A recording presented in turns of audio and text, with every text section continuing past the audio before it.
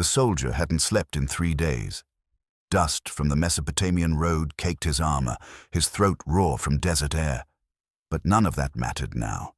He was home. His daughter ran to him first. Small arms wrapped around his neck. He breathed in the smell of her hair, Roman soap, wood smoke, innocence. He didn't know he was killing her. Within a week, she'd be burning with fever, black pustules erupting across her skin, dead before the month ended. And she wouldn't die alone. 5 million Romans would follow her into darkness. Farmers, senators, slaves, soldiers, an emperor who spent his final years watching his world unravel.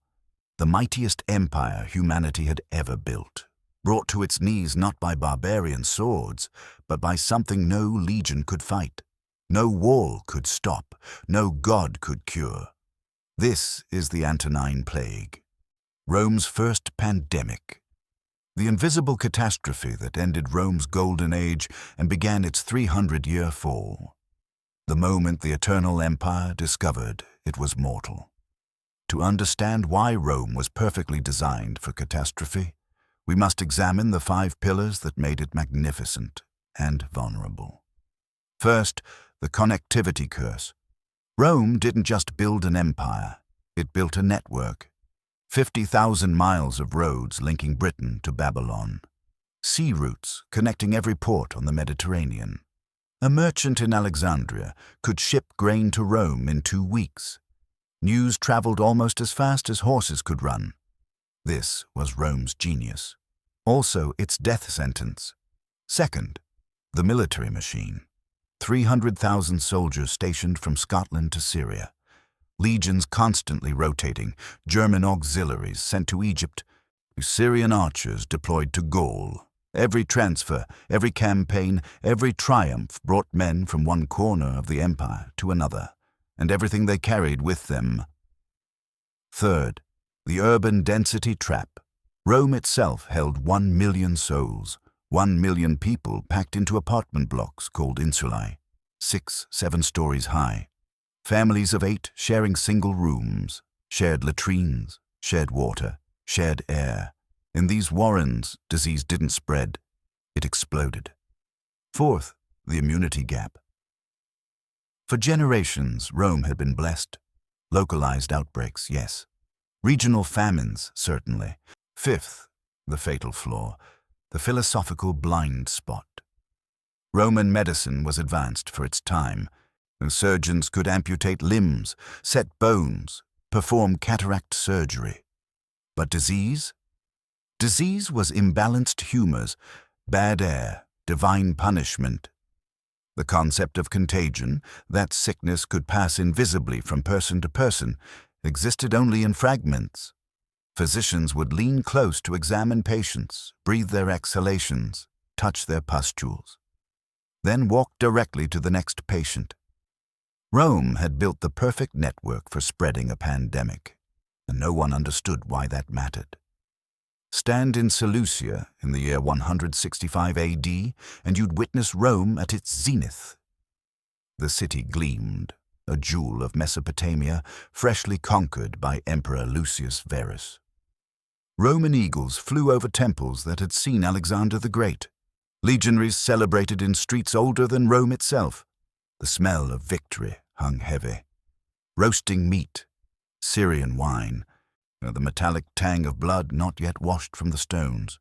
You'd hear Latin mixing with Aramaic, Greek, Persian, the sound of empire absorbing another civilization. Soldiers laughing, merchants already calculating profits, priests performing sacrifices of thanksgiving. Here, a centurion named Gaius might have embraced a local woman. There, a camp physician might have treated a soldier with a strange fever. Nothing serious, just exhaustion from the campaign. In 165 AD, this was the forward edge of Roman power. Today, ruins barely visible beneath Iraqi soil. Archaeologists sifting through what soldiers once conquered. But beneath the celebration, something was spreading through the legions. Men who'd been healthy at dawn were shivering by dusk. A strange rash appearing on arms, chests, faces. The physicians noted it, prescribed rest, moved on. What they didn't know, they were documenting the first cases of the apocalypse. Travel northwest from Seleucia, cross into the Roman province of Syria, enter Antioch, Rome's eastern capital, third largest city in the empire. Here, the disease announced itself. Antioch was a crossroads. Silk Road caravans terminating their journeys. Ships departing for every Mediterranean port. Soldiers passing through on their way home from the Parthian campaign. The streets smelled of spices and opportunity. Cinnamon from Ceylon, pepper from India, incense from Arabia. Every luxury the ancient world produced flowed through these markets. You'd hear a dozen languages in a single block. See faces from every corner of the known world. Touch fabrics woven in lands most Romans couldn't imagine. This was globalization, ancient style. Beautiful, unprofitable. And now, lethal. The first civilian cases appeared in late 165. A merchant who'd traded with returning soldiers, his family, his neighbors, his customers. Within weeks, the hospitals overflowed. Physicians worked until they themselves collapsed with fever. Temples filled with desperate prayers. In 165 AD, Antioch was the gateway between East and West.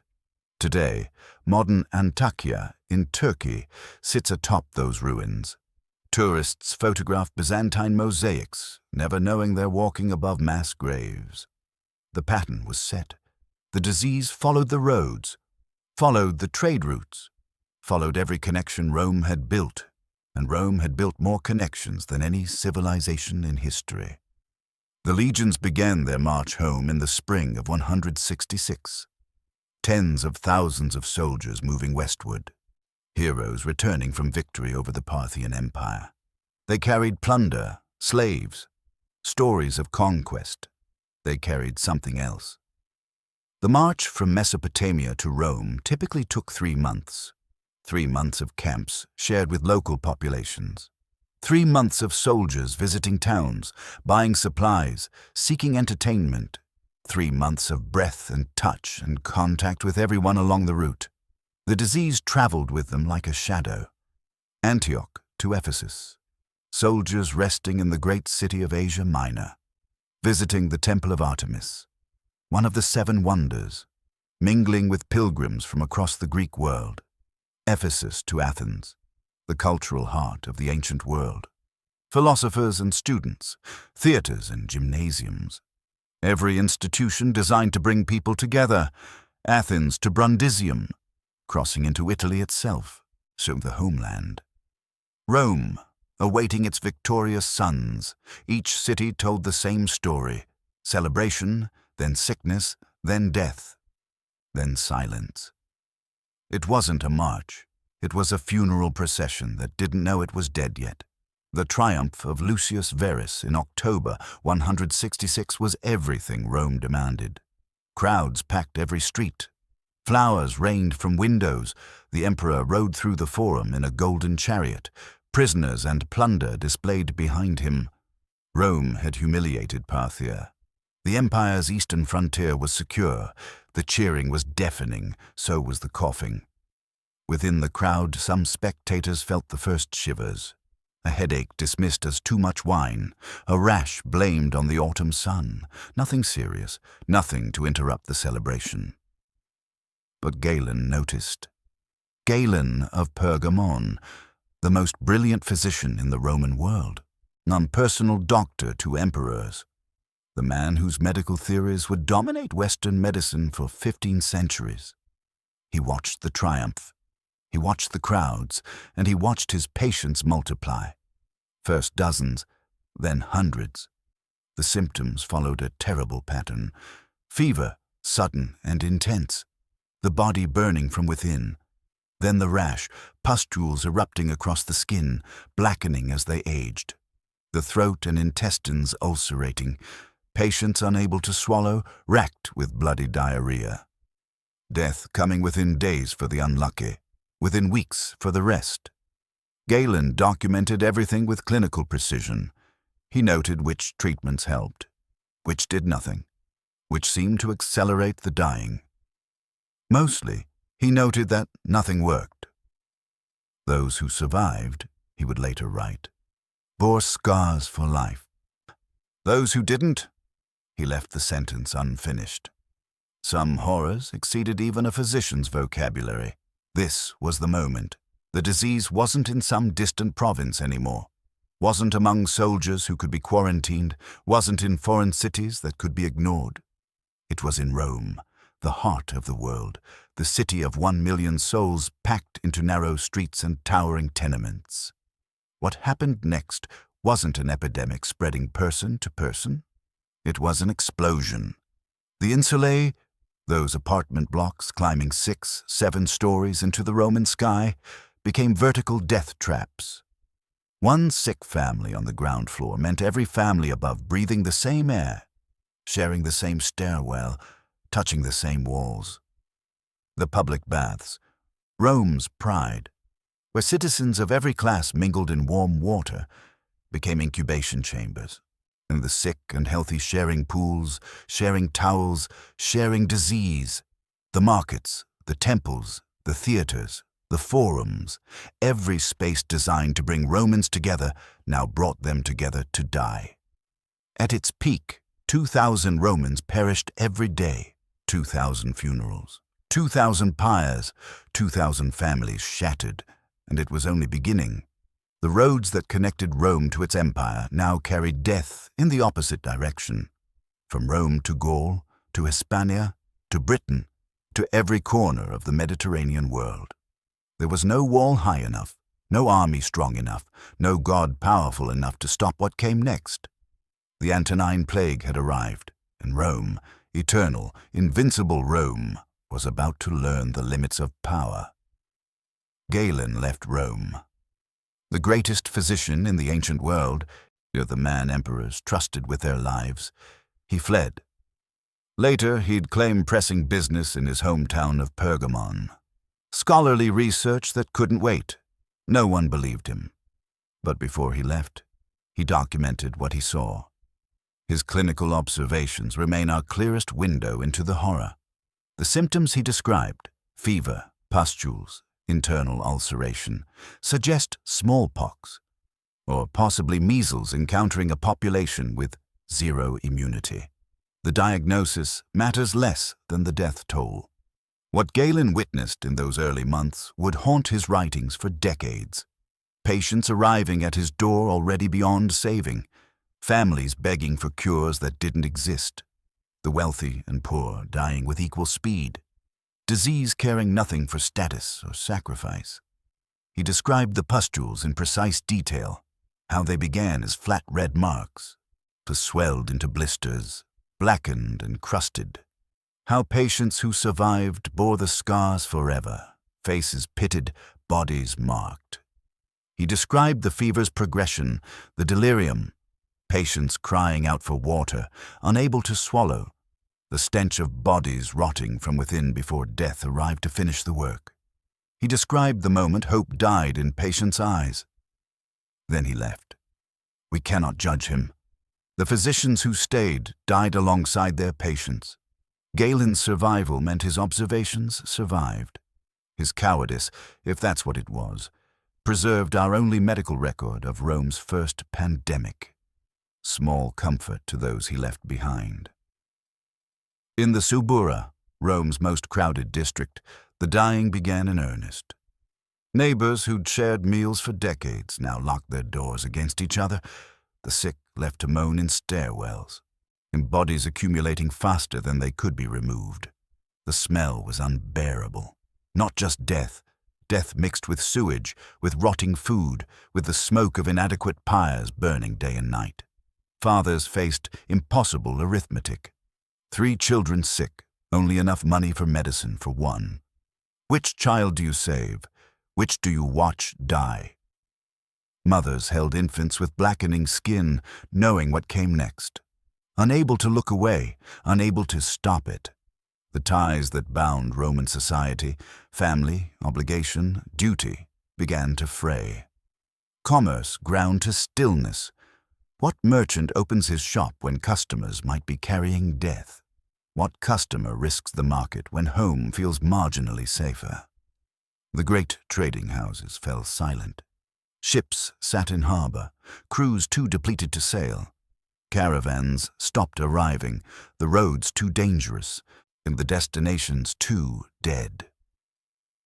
Rome's economy had been built on movement. Now movement meant death. The courts closed. Contracts meant nothing when one party might be dead before the seal dried. Property disputes seemed absurd when entire families vanished overnight. The law, Rome's greatest gift to civilization, became irrelevant. Who cares about inheritance when there's no one left to inherit? The legions suffered worst of all. Military camps were designed for efficiency, not isolation. Soldiers slept in close quarters, trained in formation, ate from common pots. Every feature that made Roman legions invincible in battle made them helpless against plague. Entire cohorts were decimated. Officers reported units at half strength, then quarter strength, then unable to field effective fighting forces at all. The greatest military machine in history was being dismantled by an enemy it couldn't see, couldn't fight, couldn't understand. And on the frontiers, other eyes were watching. The Germanic tribes had pressed against Rome's northern borders for generations, the Marcomanni, the Quadi, the Sarmatians. Names that would haunt Roman nightmares for centuries to come. They'd always been held back. Roman discipline, Roman engineering, Roman numbers. Now the numbers were changing. Word travels even across enemy lines. Traders who dealt with both sides. Deserters seeking refuge.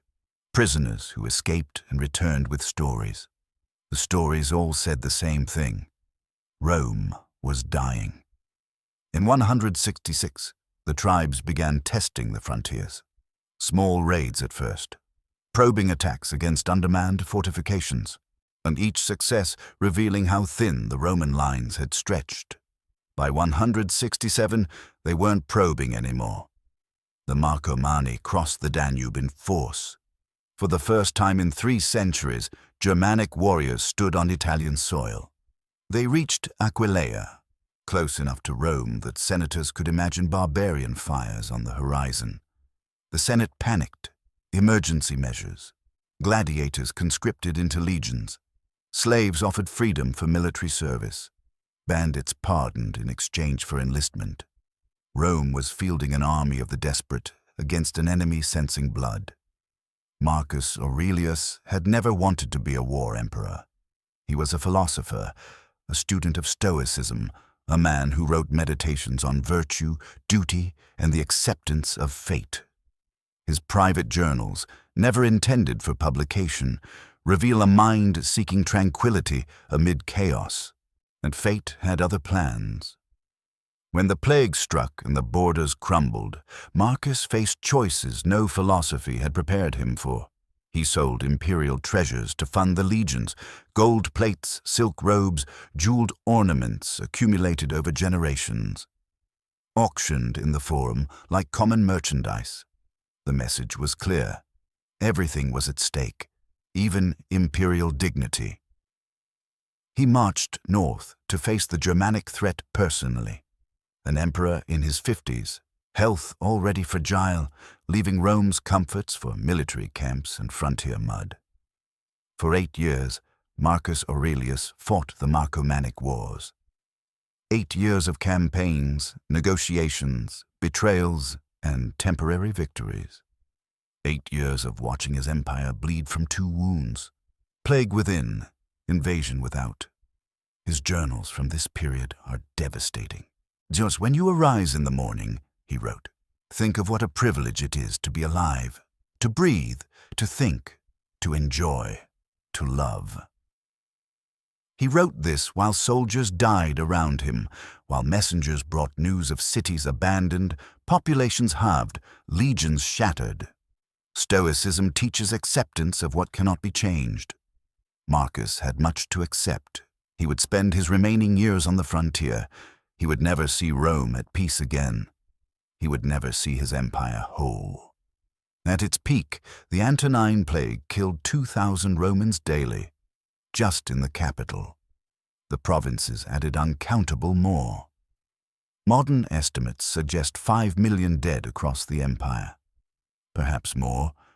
Record-keeping collapsed along with everything else. 10% of Rome's population, gone in 15 years. But percentages lie, and they hide the villages where no one remained to bury the dead.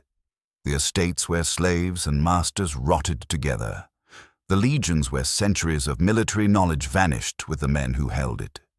The plague didn't just kill individuals, it killed continuity, experience, institutional memory, the invisible threads connecting past to future. Farmers who knew their land, dead, their knowledge unrecorded. Craftsmen with techniques passed through generations, dead, their skills extinct. Commanders who understood the Germanic tribes, dead, their insights buried with them. Rome would rebuild its numbers eventually. It would never rebuild what those numbers had known. In 180 AD, near the city of Vindobona, modern Vienna, Marcus Aurelius fell ill.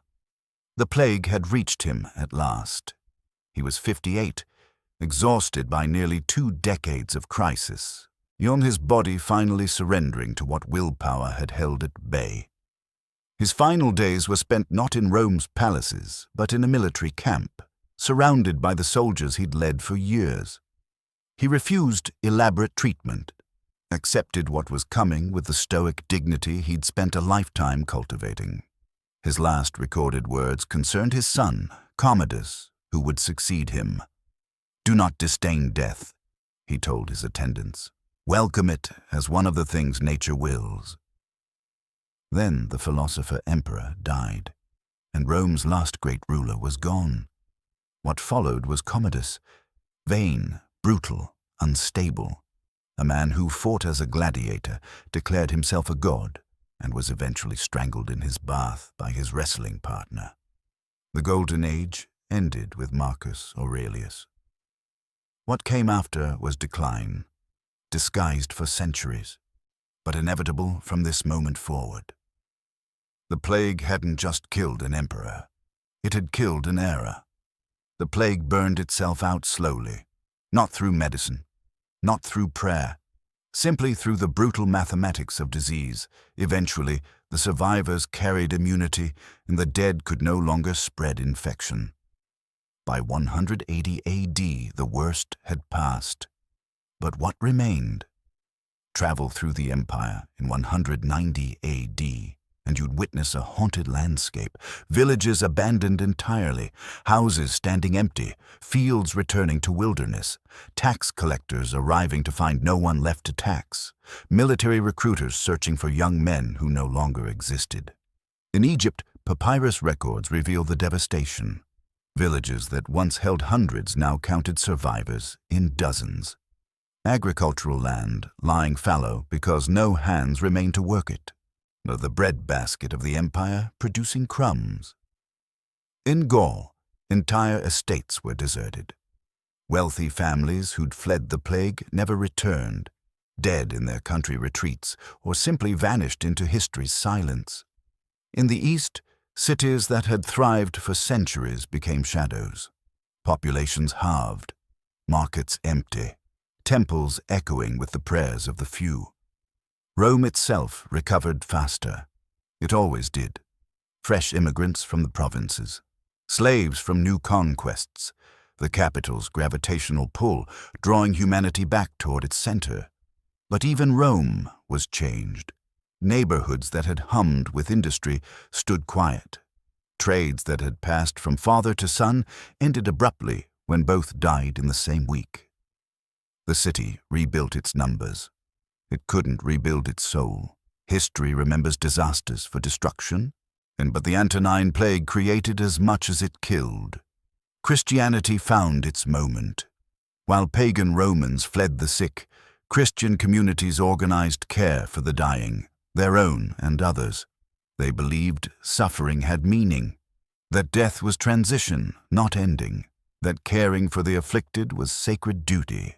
The sick noticed who stayed and who fled, who held their hands in fever, who buried their dead with dignity. The church that was marginal in 165 AD was mainstream by 250. The plague didn't cause Christianity's rise, but it accelerated what might have taken centuries into decades.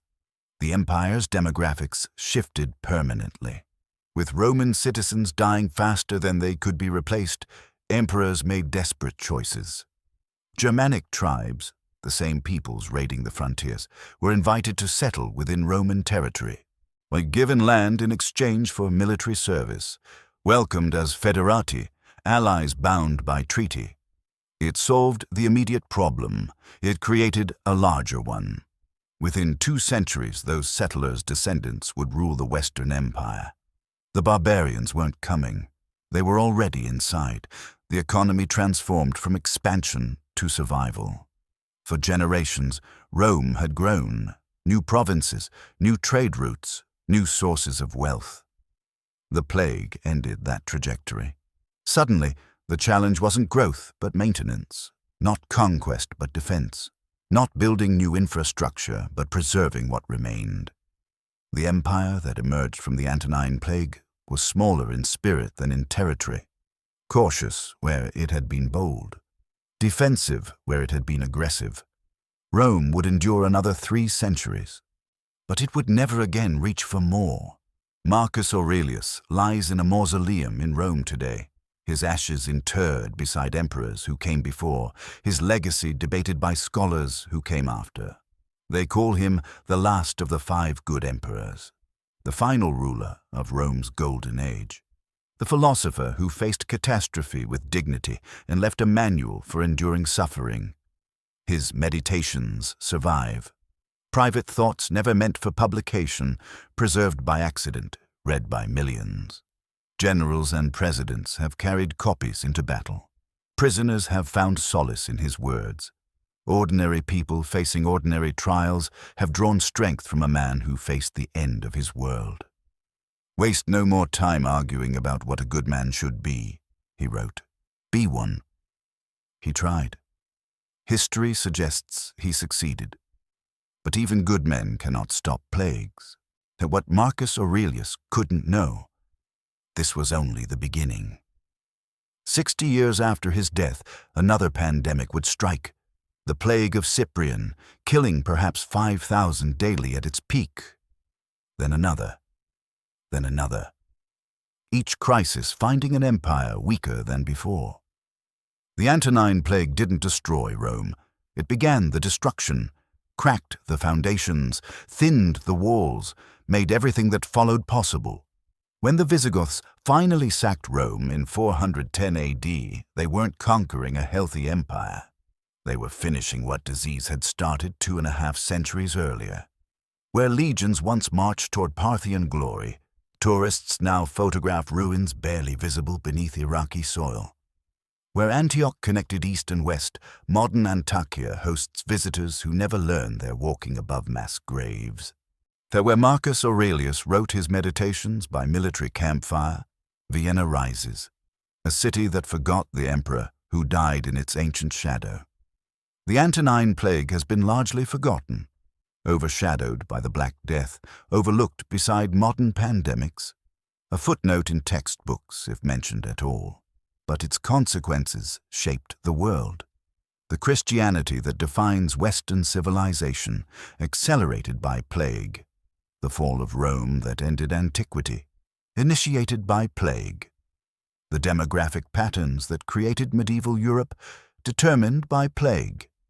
15 years of dying, 17 centuries of consequences, 15 years, one invisible enemy, an empire forever changed. The Antonine Plague taught Rome what Rome refused to learn, that connectivity is power until it becomes vulnerability, and that systems built for efficiency become systems built for catastrophe, that the same roads carrying legions to glory could carry death to every doorstep. For centuries, this was ancient history, a disaster from a world so distant it might as well be myth. Scrolls crumbling in archives, names no one remembered, suffering no one felt, But imagine a global network connecting every corner of the world. Travelers crossing continents in hours rather than months. Cities of millions packed into density our ancestors couldn't fathom. A new disease emerging in one region, spreading before anyone understands the danger. Overwhelming healthcare systems built for ordinary times. Leaders choosing between economic collapse and letting the dying multiply. Bodies counted in thousands.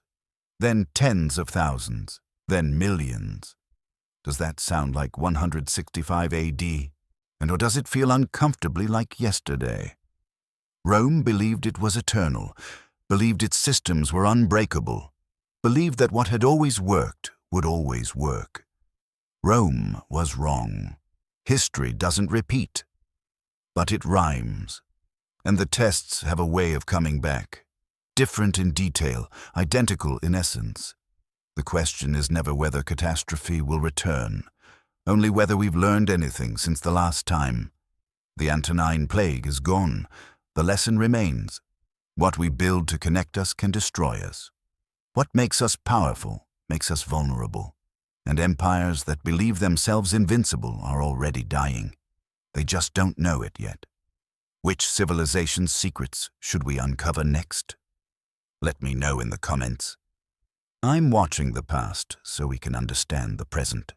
Together, we keep history reborn. And I'll see you in the next era.